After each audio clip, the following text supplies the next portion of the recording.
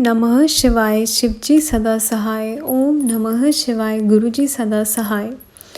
34वां अध्याय शंखचूड़ की युद्ध यात्रा। प्रातः उठ नृपचूड़ ने वीर लिए सब साथ, लक्ष्य त्रय सेना सहित चला नवा गुरुमात। सनत कुमार जी बोले, हे मुनिराज, यह सुंदर चरित्र शिवजी के दूत के चले जाने पर दानव शंखचूड़ ने अपने अंतःपुर में जाकर तुलसी से कहा, आज बड़े प्रातः ही मैं युद्ध के लिए जाऊंगा, मुझे आज्ञा दो। रात में उनसे पत्नी से बहुत सी बातें की। दोनों स्त्री पुरुष क्रीड़ा करते हुए सुख के सागर में मग्न रहे। प्रातः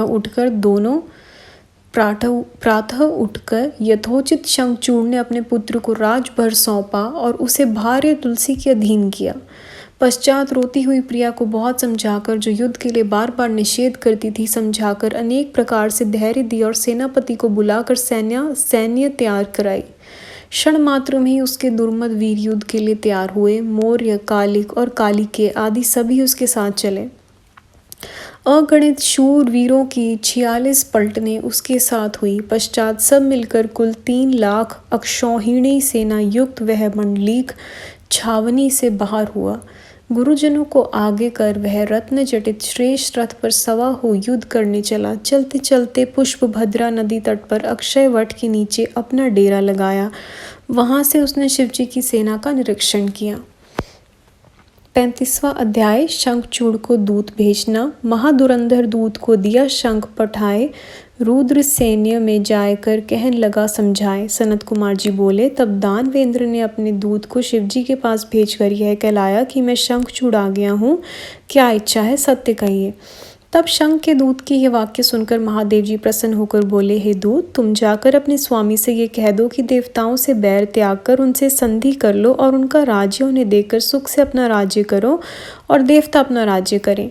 प्राणियों का विरोध बुरा होता है, फिर देवताओं से विरोध की कौन कहे। तुम युद्ध कर्मी कश्यप की संतान होकर ऐसा क्यों करते हो। जब शिवजी ने इस प्रकार श्रुति स्मृति के सिद्धांत की बहुत सी बातें कहकर उस दूत को समझाया, तो तर्क का ज्ञाता वह दूत भवितव्यता से मोहित हो नम्रता पूर्वक शिवजी से बोला, हे देव, यह आपने जो कुछ कहा है सब सत्य है, परंतु मेरा निवेदन सुनिए। सारे दोष असुरों में ही नहीं है, देवताओं में भी हैं। मधु कैटभ दैत्य के शिर को किसने काटा। त्रिपुर के साथ युद्ध कर उसको क्यों भस्म किया गया। आप देवताओं का ही पक्ष लेकर उनका ही कल्याण क्यों करते हैं।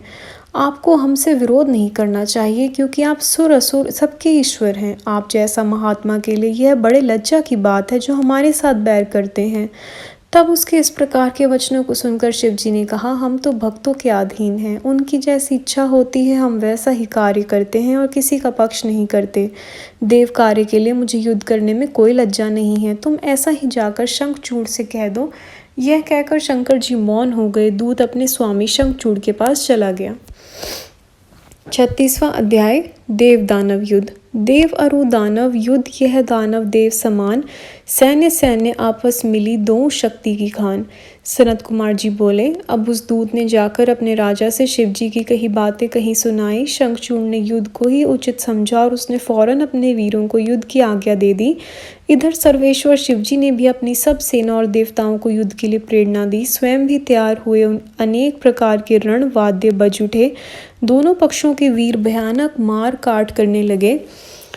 महेंद्र का वृष पर्वा से युद्ध होने लगा। दम्भ के साथ विष्णु, कालासुर के साथ काल का, गोकर्ण से हुताशन, कालके से कुबेर, मय से विश्वकर्मा, भयंकर से मृत्यु, संहार से यम और कालंबिक के साथ वरुण का युद्ध होने लगा। उन सबके जोड़ों का पृथक पृथक वर्णन नहीं हो सकता। अभी तक काली और पुत्रों और सहित शिवजी वटमूल में बैठे ही रहे। उधर सारी सेना निरंतर युद्ध कर रही थी। शंखचूड़ भी रतन सिंहासन में बैठा अभी तक दूर ही था। देवताओं और असुरों ने प्राण सहरता युद्ध किया। अनेक आयुधियों का प्रहार किया। वीरगण महापराक्रम से अपने शत्रुओं का शीर छेदने लगे। क्षण मात्र में ही पृथ्वी कटे हुए वीरों और वाहनों से पट गई। संगत जी, अध्याय यहाँ समाप्त होता है। गुरुजी, संगत जी, जैसे भी भूल हुई हो अब तक यहाँ तक पढ़ने में प्लीज़ माफ़ करिएगा। अगला अध्याय अगली वीडियो में सुनेंगे। ओम नमः शिवाय शिवजी सदा सहाय। ओम नमः शिवाय गुरुजी सदा सहाय। थैंक यू गुरुजी, थैंक यू संगत जी।